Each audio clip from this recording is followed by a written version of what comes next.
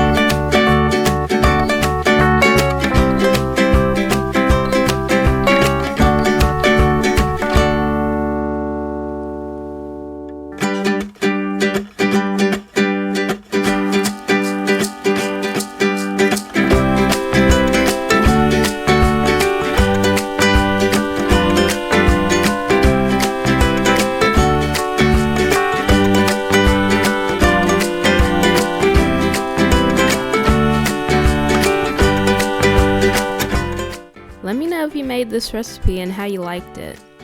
I'll see you next Monday. Bye!